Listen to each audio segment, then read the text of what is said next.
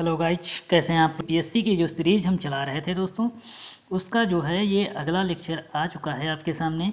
तो देरी मत कीजिए और इस चैनल से जुड़ जाइए। इसमें हम इस टॉपिक्स के जो भी यूपीएससी मतलब पूछता है, हर टॉपिक्स के क्वेश्चन अलग अलग जो है हम लेके आ रहे हैं। जो करंट अफेयर और स्टैटिक बेस्ड हैं, जो भविष्य में पूछे जाएंगे 2026 के एग्ज़ाम में, हम उन्हीं को लेके आ रहे हैं। ये बिल्कुल आप टेंशन मत लीजिए कि इससे क्वेश्चन मतलब नहीं बनेंगे, ठीक है। एक छोटा चैनल होने के नाते भी मैं आपको एक बड़ा कंटेंट प्रोवाइड करा रहा हूँ। इसको आप आने वाले समय में समझ पाएंगे जब एग्ज़ाम होगा। तो चलते हैं, देरी मत कीजिए। पहला क्वेश्चन देखते हैं, प्रीलिम्स का है। वाटर प्लस प्रमाणन प्राप्त करने के लिए अनिवार्य शर्तों का एक प्रकार से कौन कौन सी हैं। मतलब ये एक ऐसा प्रमाणन होता है जिसके द्वारा ये वाटर प्लस प्रमाणन उनको मिलता है जो अपने यहाँ पे साफ़ सफाई का पूरा जो है जिम्मा मतलब रखते हैं। तो ये सबको नहीं दिया जाता है। तो ये मध्य प्रदेश को एक प्रकार से वहाँ पर जो है वहाँ का जो एक प्रकार से योजना लाई गई थी, उसके आधार पर उसी को जो है प्राप्त हुआ है मध्य एमपी को, बाकी को भी नहीं प्राप्त हुआ है। तो देखते हैं वाटर प्लस ये शहरों को दिया जाता है। ये शहर जो है 100% घरों को जो है प्रकार नल टैप वाटर से जो है मतलब उपलब्ध कराना है। ये बात गलत है। सीवर दोस्तों, वाटर प्लस प्रमाणन जो सीवर लाइनें कनेक्ट करते हैं ना, गंदा पानी है उसको साफ़ करते हैं, और साफ़ किए गए पानी का जो है 25% वो खेती में यूज करें या पार्क में यूज करें या कुछ इसके लिए यूज करें, तो उसके लिए होता है पुनर्चक्रण करना है। तो पहला वाला ऑप्शन गलत हो जाता है दोस्तों। अगला पॉइंट कह रहे हैं कम से कम 25% साफ़ किए गए पानी का पुनर्चक्रण रिसाइकलिंग करना अनिवार्य है। ये बात सही है। सभी अपशिष्ट को सीधे नदियों में बहाने की अनुमति होती है अगर जो 50% साफ़ हो। ये बिल्कुल गलत बात है, ऐसा कुछ नहीं है दोस्तों। तो option number B is the right answer. Second जो है इसका सही प्रश्न मतलब उत्तर होगा। अगले क्वेश्चन पे चलते हैं, देरी मत कीजिए। कह रहे हैं कि यदि भारत और रूस के बीच में व्यापार पूरी तरह से वस्त्रों खाते के माध्यम से हो जाए। अब पहला पॉइंट तो ये वस्त्रों खाते के बारे में ही समझ लीजिए क्या होता है। देखिए, वस्त्रों खाता वो खाता होता है, पहले इसकी ज़रूरत कैसे हुई, क्यों हुई, ये समझ लीजिए, उसके बाद हम देखिए अभी तक जो है जितना व्यापार होता था वो सब डॉलर में, ज़्यादातर 80% व्यापार जो है वो डॉलर में ही किया जाता है, ठीक है। तो 80% अगर जो डॉलर में व्यापार होता है तो भारत का ज़्यादातर व्यापार जो होता है वो डॉलर में ही होता है, अन्य देशों का भी होता है। तो अभी ईरान के साथ 2012 में इसने जो है सबसे पहले जो है प्रतिबंध लगाया था। ईरान पर इसने प्रतिबंध लगा दिया, अमेरिका ने इसको स्विफ्ट से बाहर कर दिया। अब स्विफ्ट क्या होता है, आपके मन में सवाल उठ रहा होगा। स्विफ्ट के बारे में क्वेश्चन आएगा तो हम बताएंगे। देखिए, स्विफ्ट से इसको बाहर कर दिया। स्विफ्ट कुछ नहीं होता है, एक ऐसी मतलब टेक्नोलॉजी है इन लोगों की जिससे द्वारा जब ये पैसे भेजते हैं तो ये क्या कर देती है, मतलब मैसेज भेज देती है। तो अब जब पैसे भेजेंगे डॉलर में, कहीं से व्यापार कर रहे होंगे, ट्रेड कर रहे होंगे, तो ये अपना पैसा भेज नहीं पाएंगे। जब पैसा भेजेंगे तो उस देश को पता नहीं चलेगा, जिसके वजह से मतलब गड़बड़ी होगी और व्यापार में पारदर्शिता नहीं रहेगी। तो ये स्विफ्ट सिस्टम ये होता, और डॉलर पे भी मतलब व्यापार आप कर ही नहीं सकते हैं, ये मान लीजिए। तो ईरान पर प्रतिबंध लगाया है, इसी तरह से रूस पर प्रतिबंध है। स्विफ्ट से रूस भी बाहर है, और एक और देश है जिसका नाम नॉर्थ कोरिया है, चर्चा में परमाणु हमले के कारण जो है बाहर रह रहा है। और यूक्रेन युद्ध के कारण जो है मतलब रूस को बाहर कर दिया गया स्विफ्ट से। तो ये अब चीज़ें तो ध्यान रखिएगा दोस्तों। 2 बार जो है ईरान को बाहर किया गया, 2018 से लेकर अभी तक चल रहा है, और 2012 में एक बार जो है इनको फिर दोबारा 2018 में फिर इसको बाहर किया गया 2018 में। तो अब भी ये बाहर चल रहा है, ठीक है। उसके तो वस्त्रों अकाउंट होता क्या, अब ज़रूरत इसकी इसलिए पड़ी कि ये देश व्यापार कैसे करेंगे।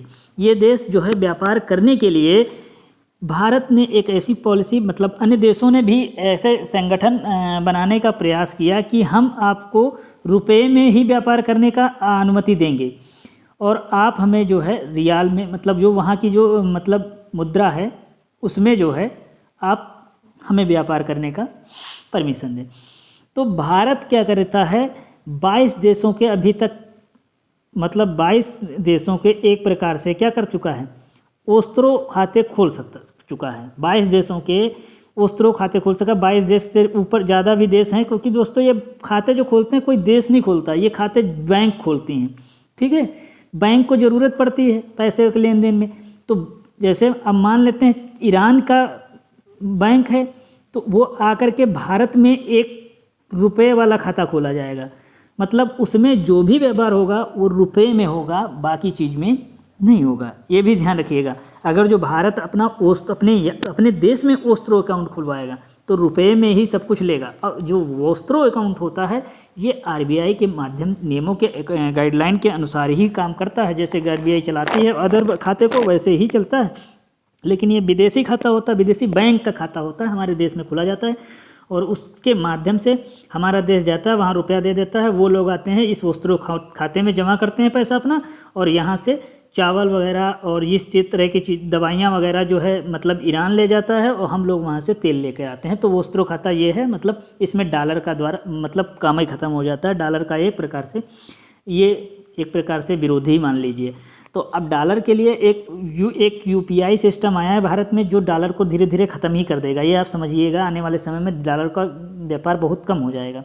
अगर जो विश्वसनीय मुद्रा रही यूपीआई, तो फिर डॉलर का काम ही ख़त्म हो जाएगा। तो फिर ये क्या करता है, विदेशी मुद्रा का भंडार जो है बढ़ेगा। जब ओस्त्रो अकाउंट होगा तो विदेशी मुद्रा का भंडार बढ़ेगा, नहीं विदेशी मुद्रा तो आएगी ही नहीं। अगला पॉइंट है विदेशी मुद्रा का भंडार बढ़ेगा, विदेशी मुद्रा की कोई बात ही नहीं होगी, ना तो घटेगा। विदेशी मुद्रा का भंडार पर कोई प्रभाव नहीं होगा, ना तो बढ़ेगा ना तो घटेगा, कोई प्रभाव नहीं होगा। Option number C is the right answer दोस्तों। आईएमएफ से कर्ज नहीं लेना पड़ेगा, आईएमएफ की यहाँ पे कोई बात नहीं, कर्ज ले भी सकते हैं और नहीं भी ले सकते हैं। ठीक है, कर्ज वर्ज से कोई मतलब नहीं है। तो option C is the right answer होगा इसका दोस्तों। तो उम्मीद करता हूँ कि आप समझ गए होंगे इसके बारे में। अगला क्वेश्चन पे हम चलते हैं। अगले क्वेश्चन पे चलते हैं। शहीदी बेहिश्ती टर्मिनल। शहीदी बेहिश्ती टर्मिनल क्या है? ये चाबहार बंदर का भारत का हिस्सा है। बिल्कुल सही बात है, शहीदी बंदर ईरान वाला एरिया में पड़ता है दोस्तों, और इसी पर विचार करना है, इसलिए हम इस तरह के क्वेश्चन लेके आए हैं। आप जो है इनको भी जानने का प्रयास करिए। ये टफ क्वेश्चन है, आने वाले समय में डायरेक्ट पूछे जाएंगे। जराज डेलाराम सड़क ईरान को जो है सीधे रूस से जोड़ने वाली सड़क है, गलत बात है, सीधे रूस से नहीं जोड़ने वाली है। ये अफ़गानिस्तान को जो ग्वादर बंदर अफ़गानिस्तान का जो एक प्रकार से चाबहार बंदरगाह है, जिसका भारत जो है क्या कर रहा है, पाकिस्तान का ग्वादर बंदरगाह है, जो अफ़गानिस्तान है उसका ये कौन सा बंदरगाह है, चाबहार बंदरगाह है। तो उसी का एक प्रकार से भारत क्या कर रहा है, आधुनिकीकरण कर रहा है, और जिससे अफ़गानिस्तान को इसके रास्ते से ये जोड़ने का प्रयास है। तो इसके माध्यम से इसका जो है सेटलमेंट हो जाएगा। अगला जो है अशकाबाद समझौता। मध्य एशिया और फारस की खाड़ी के बीच पारगमन है। मध्य एशिया और फारस की खाड़ी के बीच पारगमन है, ये बात बिल्कुल सही है। मध्य एशिया और खाड़ी देशों के बीच पारगमन है, भारत जो है इसी का सदस्य भी है। ठीक है, तो ये बात सही है। अगला है फरजात बी क्षेत्र। फरजात बी वाला जो एरिया है वो किसके अंतर्गत आता है? फारस की खाड़ी में है स्थित एक तेल क्षेत्र है। दोस्तों यहीं पे एक इम्पॉर्टेंट बात बन जाती है, ये तेल क्षेत्र नहीं है, ये गैस क्षेत्र है। और एक और चीज़ ध्यान रखना कि भारत ने ही इसको क्या किया था, मतलब भारत ने इसको मतलब खोजा था। ONGC एक कंपनी होगी, आप जानते होंगे ONGC, ठीक है, oil and natural gas corporation. ठीक है, ये एक कंपनी है। तो इसने जो है खोजा था फारस की खाड़ी ईरान में, बट ईरान ने जो है इसकी खोज को नकार दिया और इसको बाहर कर दिया। ये भी ध्यान रखिएगा, जिससे संबंध थोड़ा बिगड़ गए थे, लेकिन फिर भी भारत ने जो है मतलब कोशिश की है कि संबंध बने रहें। तो पहला और तीसरा इज़ द राइट आंसर। तो केवल 2 युग में इसके सही होंगे। Option number B is the right answer दोस्तों। अगले प्रश्न पे चलते हैं, देखते हैं क्या कह रहे हैं।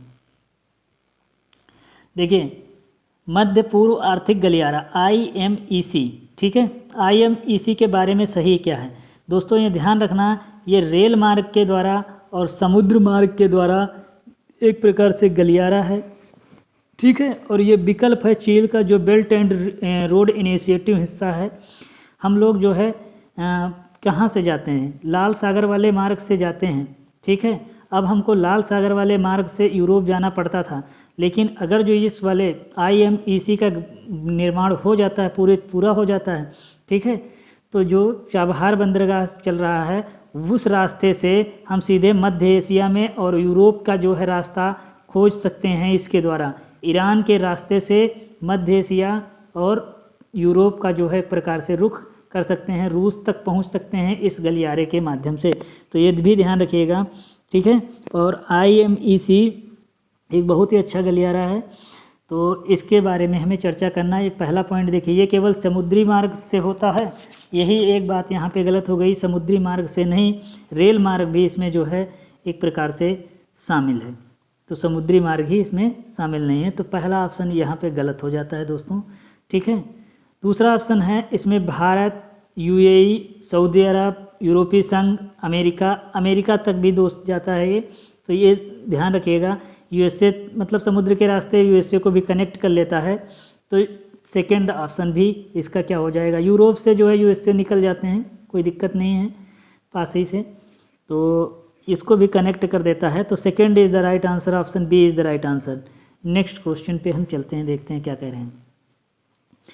कार्बन सीमा समायोजन तंत्र CBAM जो हाल ही में समाचारों में रहा, उसके संदर्भ में आपको बताना है, ठीक है।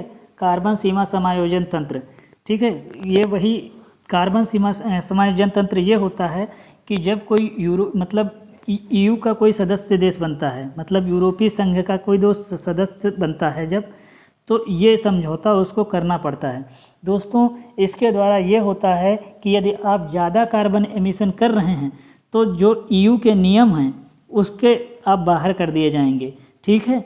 बाई चांस आपके यहाँ पे प्रोडक्शन हो रहा है, मान लेते हैं कि आपके यहाँ पे लोहे का प्रोडक्शन किया जा रहा है, अगर जो उसको बनाने में, अच्छा लोहा बनाने में कोयले की खपत ज़्यादा हो रही है तो प्रदूषण बढ़ रहा है, कार्बन का स्तर बढ़ रहा है, जिसके द्वारा कार्बन का स्तर अगर जो बढ़ता है, कार्बन एमिशन बढ़ता है, तो फिर होगा ये कि EU के जो इतने भी सदस्य देश होंगे वो आपके यहाँ से क्या नहीं खरीदेंगे, वो तेल खरीदना, मतलब मतलब जो भी आपका इस्पात है, जो भी आपका सीमेंट उद्योग है, भारत को तो यही चीज़ें पर रोक लगाने के लिए EU हमेशा विरोध कर देता है। तो इसका अगर जो सदस्य देश बनेंगे तो फिर ये चीज़ें उसके रूल फॉलो करने पड़ेंगे। तो अभी भारत जो है EU से FTA करने की बात कर रहा है, तो उसी के मतलब पक्ष और विपक्ष में तर्क ये बात है वो निकल के आया, ये क्वेश्चन हम बनाए हैं।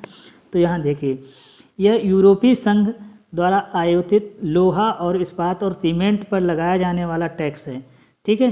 इन चीज़ों पर लगाया जाने वाला टैक्स है दोस्तों। अगर जो सीरीज़ आपको पसंद आ रही है, हमारे बनाए गए क्वेश्चन आपको अच्छे लग रहे हैं, तो इस चैनल को एक बार प्लीज़ लाइक कर दीजिए, और चैनल पे पहली बार हैं तो इसको सब्सक्राइब कर लीजिए, और एक प्यारा सा कमेंट कर दीजिए कि सर बहुत अच्छा है, ठीक है, जिससे हमें मोटिवेशन मिलेगा। और हमें कुछ और नहीं चाहिए इसके माध्यम से, हमें तो आपसे इनकम तो आ ही नहीं रही है।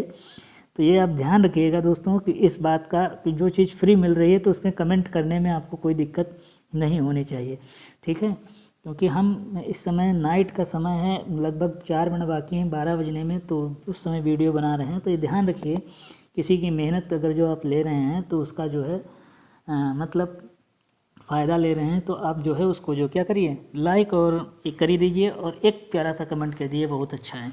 बाकी चैनल पे पहली बार है तो एक बार सब्सक्राइब ज़रूर कर लीजिए, ये हमारी रिक्वेस्ट आपसे है, ठीक है। तो इस्पात और सीमेंट पर लगाया जाने वाला कार्बन टैक्स है, तो ये बात बिल्कुल सही है दोस्तों, ये टैक्स ही है एक प्रकार से, ठीक है। या तो ख़रीदना बंद कर देगा, या तो उससे बाहर कर देगा, या तो फिर उस पर टैक्स बढ़ा देगा, जिससे यूरोप में वो चीज़ जब जाएगी तो महंगे स्तर पर जाएगी, तो यूरोप के लोग उसको ख़रीदेंगे नहीं। तो भारत एक तो भेजेगा यहाँ से सामान वहाँ पे, पहली घाटा ये लगेगी कि देश से सामान वहाँ पहुँचेगा, और उसके बाद उसको ख़रीदेंगे नहीं तो वो भी घाटा लगेगी, वापस लाना पड़ेगा, ठीक है।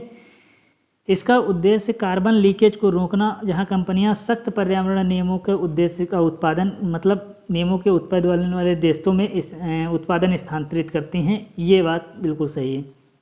दूसरा भी बात यहाँ पे बिल्कुल सही है, भारत इसे जो है WTO के नियमों के अनुरूप हरित सुरक्षावाद का करार दिया है। भारत ने तो इसका विरोध ही किया दोस्तों, WTO के नियम के MFN का जो दर्जा है उसके तो ये प्रकार से विरोध ही किया है भारत ने, ठीक है। तो पहला और दूसरा सही हो जाता है तो केवल 2 इसके जो है ऑप्शन सही होंगे। कौन से? केवल 2 सही होंगे। अगले क्वेश्चन पे चलते हैं, देखते हैं क्या है। लुक वेस्ट नीति के संबंध में, लुक वेस्ट नीति ये दोस्तों इसी से अभी नीति निकल के आई है, लुक वेस्ट नीति। तो जैसा कि हम आपको बता दें लुक वेस्ट में कि भारत जो है परेशान है अपने पड़ोसी देशों से, और चाइना पड़ोसी देशों से परेशान है, हालांकि अभी भी तो अमेरिका से भी परेशान होने लगा है। तो लुक वेस्ट वाला प्रॉब्लम यहाँ पे आया है। तो मालदीव वाला एक परियोजना चला रहा है भारत। तो लुक वेस्ट वाला सिस्टम है। अभी जो है EU की तरफ FTA करने की बात चल रही है, तो वही चीज़ यहाँ पे निकल आती है। और चाबहार का महत्व बताना है यहाँ पे। ये दोनों चीन के स्ट्रिंग ऑफ पेर्ल्स को संतुलित करने के लिए सामरिक एक प्रकार से बिंदु हैं। तो ये बात बिल्कुल सही है। हनीमाधु ये मालदीव को वाला एरिया में है, ठीक है, परियोजना चला रहा है भारत। और चाबहार परियोजना ये भी ईरान में चला रहा है, बंदरगाह ही है, उसको जो है एक प्रकार से आधुनिकीकरण कर रहा है, जिससे रोड वोड वाला सिस्टम, मतलब जो भी रेलवे लाइन है बनाए और उसको रोड का सिस्टम कनेक्ट करे, तथा वहाँ से समुद्र से पूरा जो भी लॉजिस्टिक्स मतलब आए वो तुरंत ही क्या हो, मतलब हट जाए वहाँ से, स्टोर ना रहे।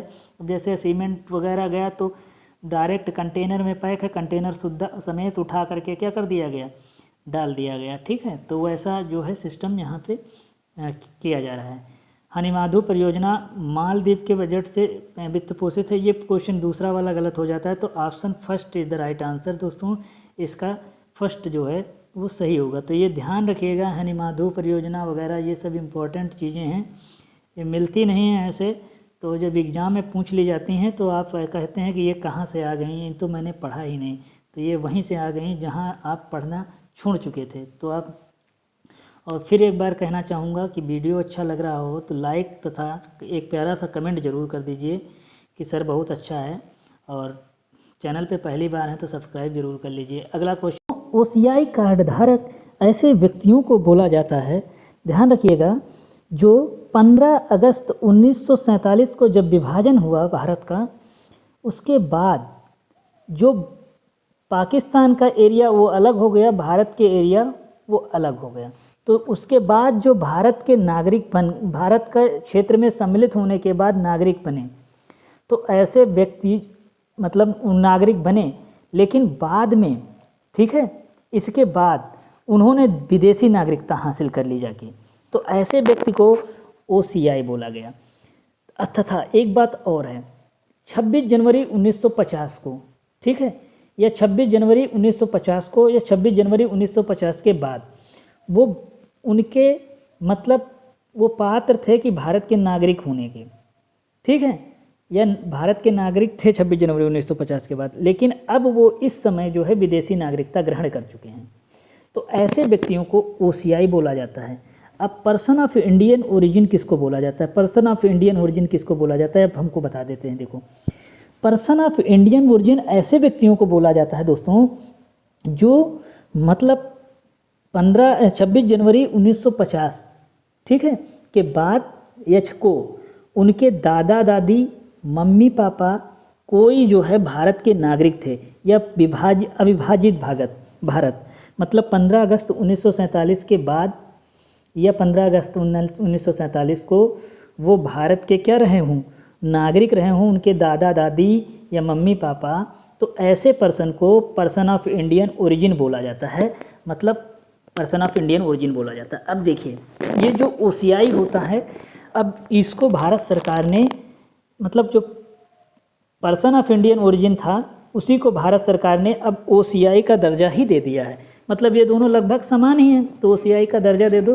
तो ये भी ध्यान रखिएगा, इसके बारे में पहले जान लीजिए कि जो OCI कार्ड धारक वाले व्यक्ति होते हैं या PIO वाले कार्ड धारक वाले व्यक्ति होते हैं, ऐसे व्यक्तियों को ना तो भारत में कोई सरकारी पद हासिल कर सकते हैं, और ना ही ये राष्ट्रपति का पद हासिल कर सकते हैं, और ना ही ये ऐसे व्यक्ति जो है वो सरकारी जमीन, मतलब यहाँ पे ज़मीन खरीद सकते हैं, मतलब खेती के लिए, बागवानी के लिए, रहने के लिए तो ऐसे खरीद सकते हैं, बट खेती के लिए ज़मीन या बागवानी के लिए ज़मीन यहाँ पर नहीं खरीद सकते हैं। ज़मीन खरीदेंगे तो मतलब ऐसे घर बनाने की तो परमिशन लेनी पड़ती, तो इस तरह की ज़मीन के लिए परमिशन भी खरीद ही नहीं सकते हैं, ये भी ध्यान रखिएगा। दूसरा पॉइंट ये है कि ये अगर जो यहाँ पे मिशनरी का काम करने आएंगे, मिशनरी का मतलब होता है कि धर्म का प्रचार करने आएंगे, पर्वतारोहण करने आएंगे, पत्रकारिता करने आएंगे, तो फिर इनको गृह मंत्रालय की विशेष अनुमति लेनी पड़ती है, स्पेशल परमिशन लेनी पड़ती है, जो पहले नहीं थी।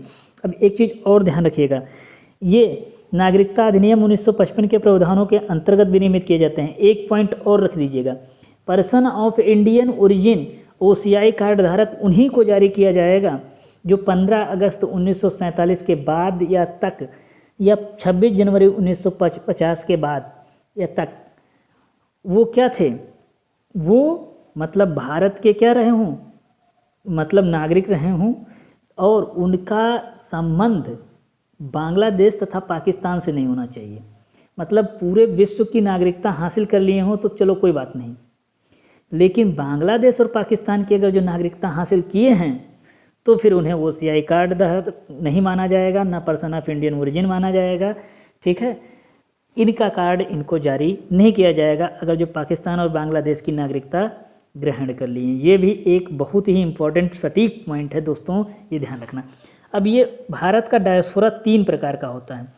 तो ये जब पर्सन ऑफ इंडियन ओरिजिन होते हैं और इनको आजीवन वीज़ा इन दोनों को जारी करती है गवर्नमेंट। OCI कार्ड धारक होते हैं, इनको भी आजीवन वीज़ा मतलब जारी कर दिया जाता है आने जाने का, और OCI वालों को तो यहाँ पे व्यापार करने का जारी कर दिया जाता है, पर्सन ऑफ इंडियन ओरिजिन तो यहाँ आने जाने का उनको छूट होती है। ठीक है, तो OCI वाले यहाँ पे व्यापार कर सकते हैं और सर पर प्राइवेट नौकरी कर सकते हैं, ये ध्यान रखिएगा। तो इनको जो है अब ध्यान रखते हैं, ये भी बात समझ में आप रखिएगा कि जितने OCI वाले कार्ड धारक हैं ये सब बड़ी बड़ी पोस्टों पे हैं, वो भी सरकारी कंपनियां नहीं, प्राइवेट कंपनियों के बड़ी बड़ी पोस्टों पे ये सब आज काम कर रहे हैं, जैसे CEO वगैरह यही सब होते हैं। ठीक है, क्योंकि भारत के पास स्किल की उस तरह के लेवल की कमी है, तो इसलिए ये सब होते हैं उन पोस्टों पर। अगला पॉइंट इनके बारे में और निकल के आता है NRI के बारे में। NRI जो होते हैं मतलब भारत के 3 डायस्पोरा हैं। अब तो PIO को OCI के अंतर्गत ही कर दिया गया, तो 3 डायस्पोरा है, एक NRI है, एक पर्सन ऑफ इंडियन ओरिजिन है, एक OCI है, ओवरसीज सिटीजन ऑफ इंडिया।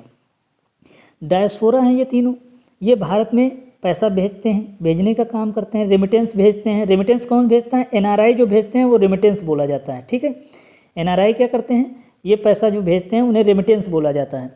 तो जो रेमिटेंस होता है उसका हिस्सा NRI है। NRI भारतीय व्यक्ति होते हैं, लेकिन भारत का पासपोर्ट इनके पास होता है और जो इंडियन गवर्नमेंट इनको जारी करके देती है, और ये विदेश में जाते हैं नौकरी करने के पर्पज़ से, और वहाँ से जो है लेके मतलब पैसा भेजते रहते हैं। तो अभी जान लीजिए NRI के माध्यम से जो पैसा आया है वो भारत के पास 100 बिलियन पार कर गया है दोस्तों, 100 बिलियन डॉलर पार कर गया। ये एक बहुत बड़ी उपलब्धि है भारतीय डायस्पोरा की। और सबसे ज़्यादा जो पैसा आया है अमेरिका से इस बार आया है। क्वेश्चन UPSC उठाएगा, डायरेक्ट बता रहे हैं, तो 23% है, 23.4%।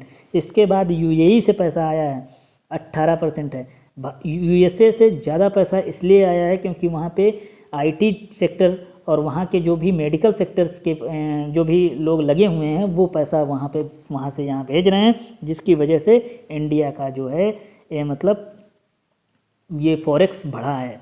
ठीक है, रेमिटेंस बहुत ज़्यादा आया है, और विश्व का सबसे ज़्यादा रेमिटेंस प्राप्त करने वाला देश जो है भारत ही अब हो गया है, और 100 बिलियन से ज़्यादा जो है मतलब रेमिटेंस प्राप्त करने वाला देश वो भी भारत ही है। ये ध्यान रखिएगा, ये सब प्रावधान हैं। तो अब देखिए इस क्वेश्चन को क्या कह रहे हैं। इस क्वेश्चन में OCI जो कार्ड धारक होते हैं, भारत में किसी प्रकार की भूमि या बागानी संपत्ति को खरीदने का संवैधानिक अधिकार है। पहला पॉइंट गलत हो गया। ठीक है, OCI कार्ड धारक को ये कोई अधिकार होता ही नहीं है दोस्तों।